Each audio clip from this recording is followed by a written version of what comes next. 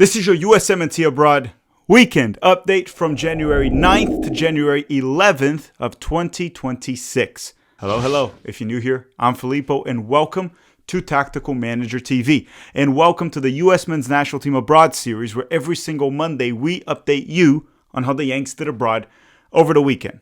It's pretty wild of how close we're getting to the World Cup, so every goal that an American scores matters more, and every injury that happens concerns me more. And in today's episode, we're going to talk about a few injuries, okay? Some that concern me and some that, no, I'm not bothered. We'll be okay. We'll talk about it later. All right, so don't forget to drop a like in this video if you haven't already. Help us hit 1,000 likes. Your support has been huge. It's been tremendous, and it's been helping the channel quite a bit as we head into the 2026 World Cup.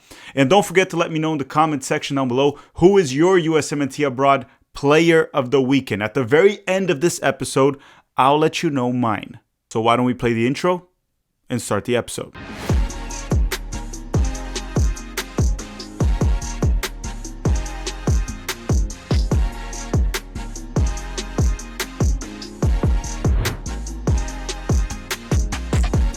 Okay, as always, we start with the Italian First Division, the Serie A. So let's go to Italy and start with Christian Pulisic for Milan. And on Sunday, Pulisic started and played the full 90 minutes for Milan during their 1-1 draw with Fiorentina.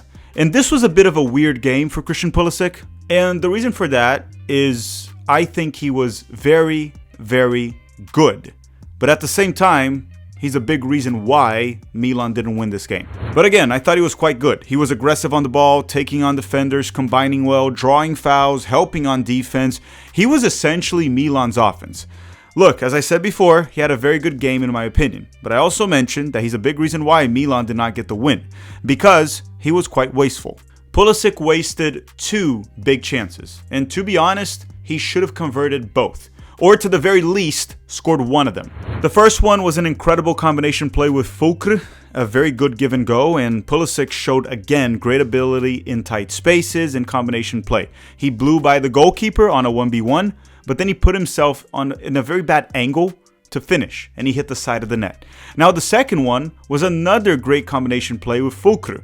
This time the center forward got the ball from Pulisic and backheeled it back to Christian Pulisic, putting him in another great position to score, almost a 1v1 at the goalkeeper, but Pulisic hit it right at the goalkeeper. The second one wasn't as bad as the first one in my opinion, but he has to score those. Now, to be fair, usually Christian Pulisic is super efficient. This just wasn't one of those days. But understand that despite those 2 moments where he should have scored, they were also both in the first half. Pulisic was very good. In my opinion, the best player for Milan on offense this game. Next up, we have Yunus Musah from Atalanta. And on Saturday, Musah started off the bench and was subbed in the 67th minute for Atalanta during their 2-0 win over Torino. Now, Musah wasn't bad, but he also wasn't great. He wasn't very involved on the ball during those last 30 minutes, but hey, he looked competent, and his minutes have been trending up. If he continues to play this way, I could see Pochettino giving him a shot in March. Probably not. I think Musah will not make it to the World Cup roster, but at least we're starting to see some progress with his season in Atalanta. Okay, next up would have been Weston McKennie from Juventus, but he didn't play this weekend because Juve plays this Monday. And the last one that we would talk about in Italy would have been Ben Cremaschi from Parma, but very often every weekend, he gets as many minutes as tactical manager in the Italian Serie A. So once again, he got 0 minutes. Now, before we continue, a quick word from the sponsor of this video. Don't go anywhere. We'll be back very soon with the Americans that play in the English Premier League.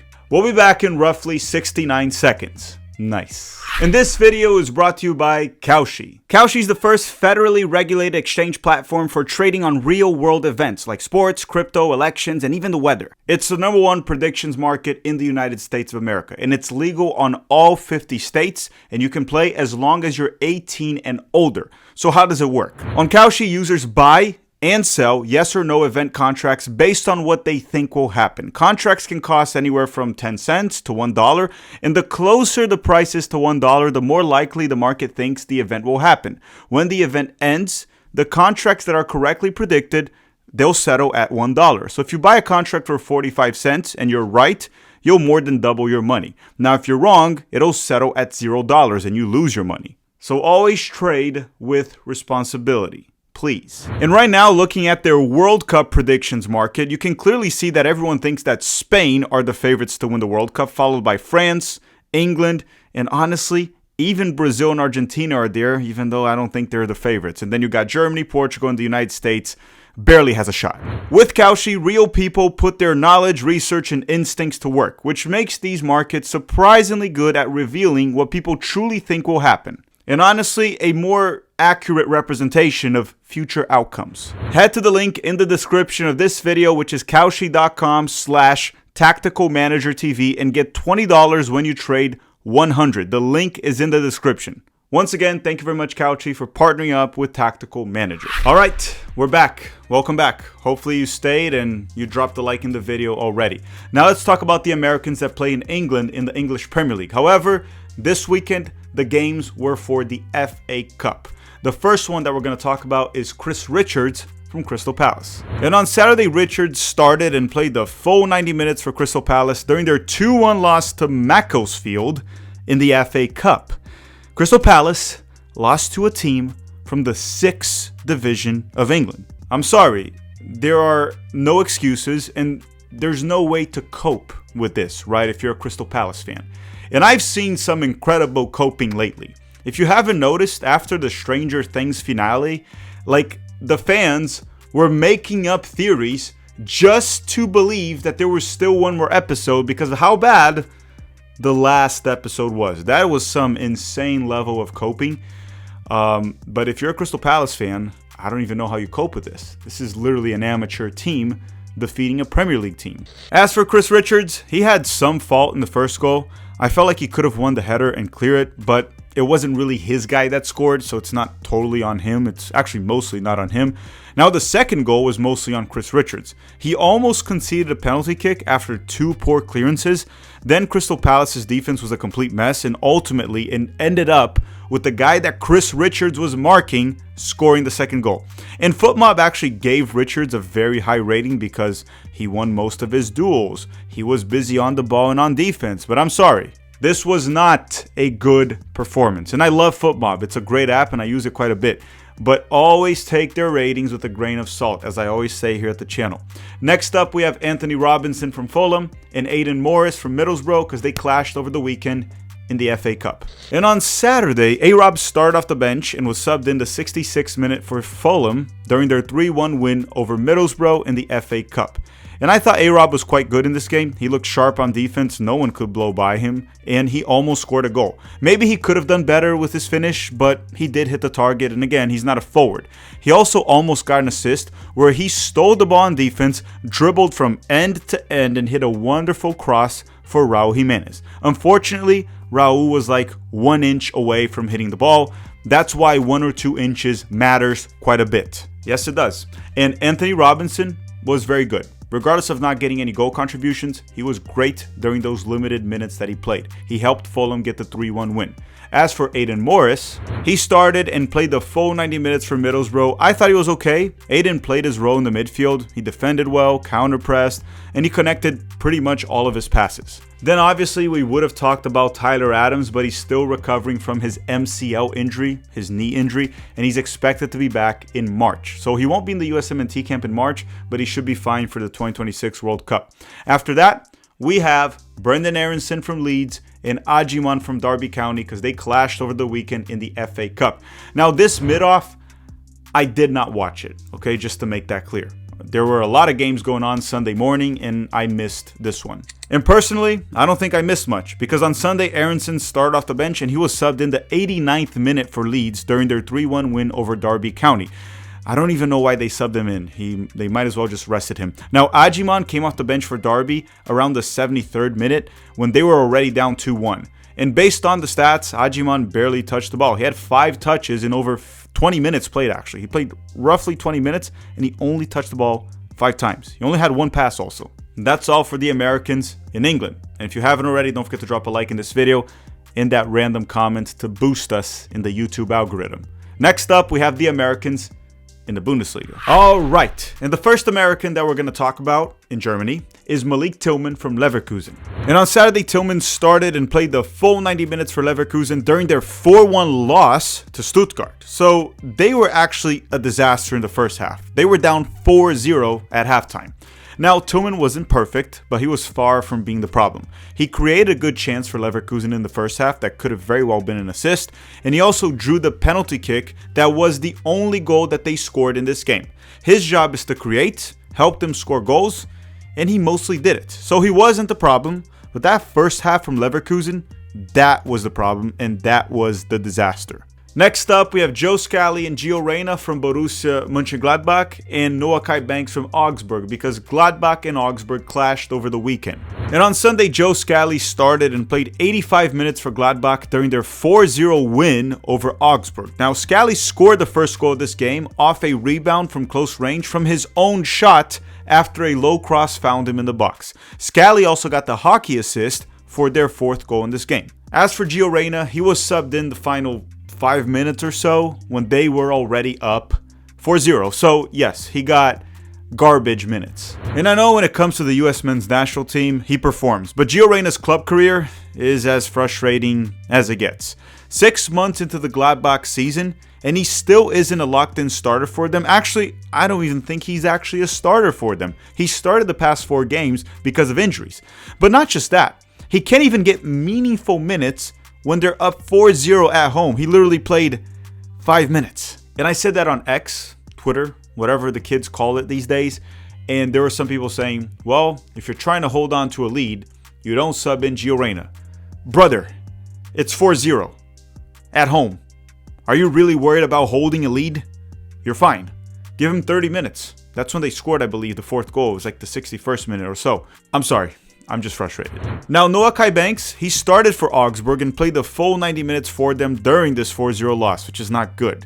It was a bad game from Augsburg, but Banks was not at fault for any of the 4 goals they conceded, so that's good, I guess. Next up, we have Damian Downs. Now he plays for Hamburg, the burger team from Germany. He left Southampton because he wasn't playing. The fans hated him. They hated him a lot. So he moved back to Germany to play in the Bundesliga for Hamburg.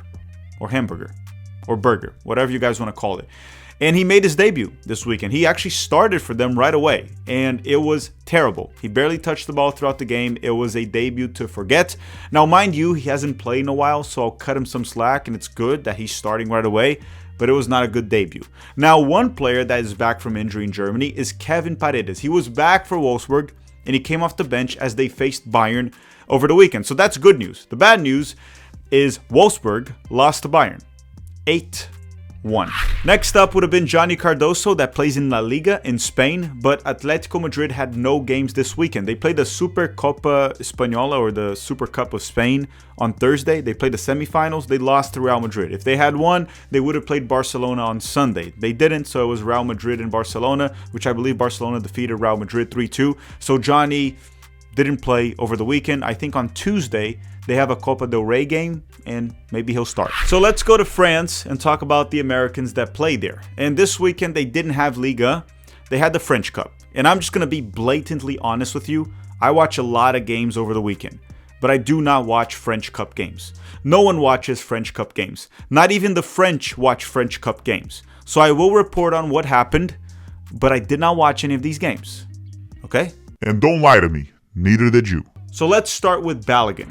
And on Saturday, Balogun started and played 86 minutes for Monaco during their 3-1 win over US Orleans. Balogun had 1 shot all game long, and he scored 1 goal. Good for him.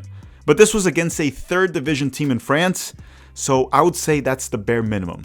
Tim Weah didn't play this weekend because Olympique Marseille didn't play. So we're going to skip Tim Weah and talk about Marc McKenzie from Toulouse. And on Saturday, McKenzie started and played the full 90 minutes as the captain of Toulouse during their 1-1 draw with Angers in the French Cup. So Toulouse did advance on penalty shootouts. McKenzie took the first penalty for them, and it was saved. He wasted it. Regardless, Toulouse advanced, so no one's blaming McKenzie. He's not at fault because everyone forgets when you miss a penalty kick as long as your team wins it. Which kind of sounds unfair, right? If you waste a penalty kick and your team advances, no one cares, you're fine. But if you miss it and your team doesn't advance, it's like all your fault. Everything. The game, penalty shootouts, it's all your fault.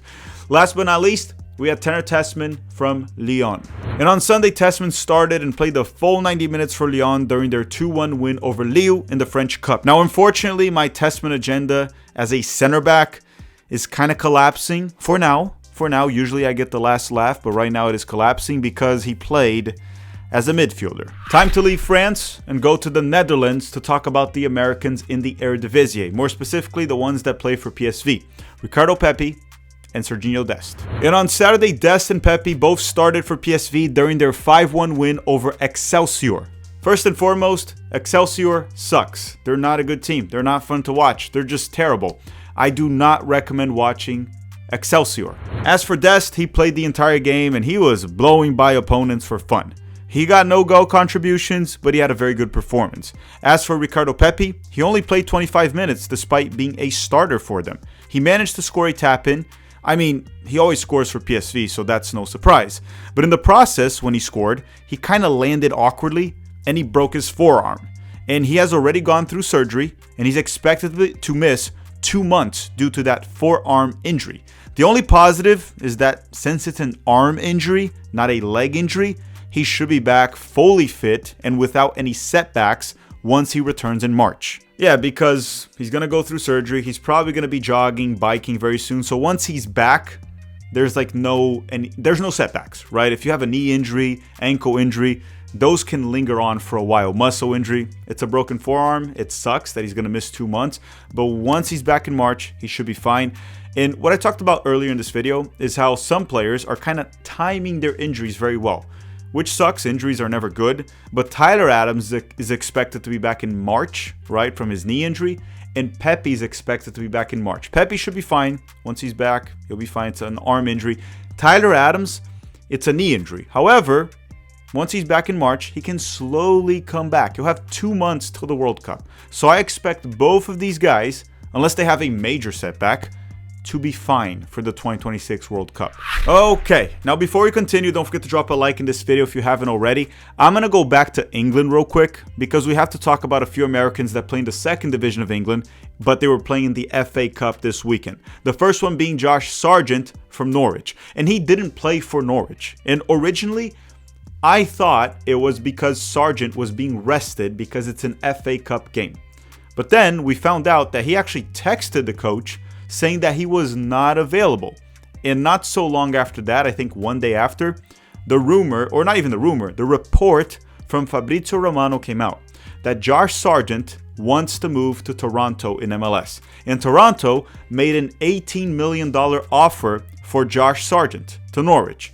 And it looks like he'll probably get the move. So Sargent will likely leave Norwich this winter, if not the latest this summer, very likely now in January.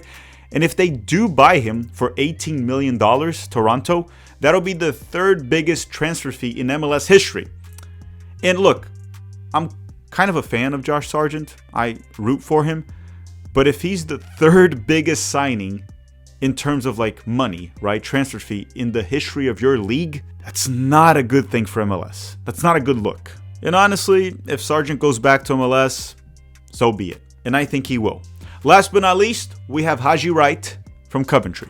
And on Saturday, Haji started and played 73 minutes for Coventry during their 1-0 loss to Stoke City in the FA Cup. And he went scoreless once again. The last time Haji scored for Coventry, believe it or not, it was on October 4th of 2025. This is bad. This is really bad. Okay, everyone, now my USMNT player of the weekend. I'm going to give it actually to Christian Pulisic from Milan. I know he wasted 2 chances that he should have scored, but I actually thought Pulisic was incredible throughout the game. And if he had converted just one of those, which normally he does, he would have easily been the man of the match. He could have converted both. So my player of the weekend is Christian Pulisic, also because there were no other top performers. You could argue, hey, Balogun scored. It was a team from the 3rd division of France, and I didn't watch the game, so I can't really comment on that. And he only had 1 shot too, so I don't know if he played well. Pepi only played 25 minutes despite scoring. Outside of that, the only other player that I thought played well was Anthony Robinson from Fulham, but he also only played 25 minutes. So my player of the weekend is Christian Pulisic. Alright everyone, thank you very much for watching. Don't forget to drop a like before you go and a random comment to rig the YouTube algorithm. Thank you for watching. I'll see you guys later this week, and have a great day.